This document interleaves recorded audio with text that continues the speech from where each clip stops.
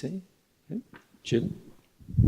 And Jesus, do you know, living in the physical world, and you love somebody and you have a hug, a beautiful big cuddle. Yeah.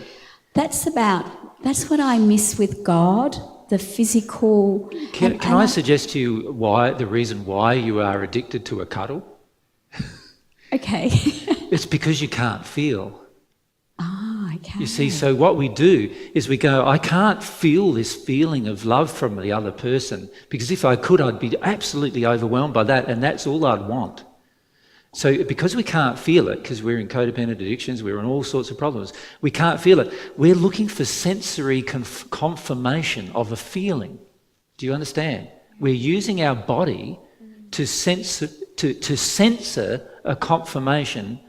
When I say censor, I'm using the word sensor, S-E-N-S-O-R, to sense, using the sensors of our own body. We're using our body to get the feeling. And you know why we do that? Because we can't actually feel the feeling. If we did, we wouldn't need the senses.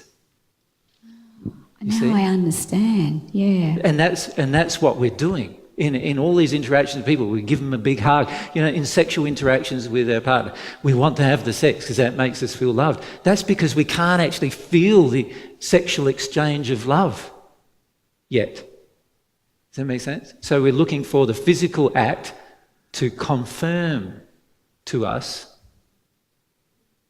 what we can't actually feel in our soul because our emotional part of ourselves is so shut down.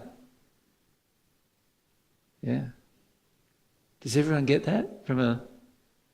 I never thought about that before. Hey, there's things like that you never think about until you start realizing that actually every interaction I have with God is all emotional, and that's the power of it.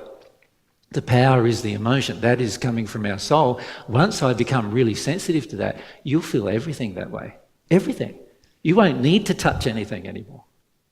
Because touching in your soul is the exchange of the feeling in your soul. That's touching. Does that make sense? Yeah. And we are addicted to the physical sense because we don't have this developed soul sense of our emotional expression and the reception of emotional expression.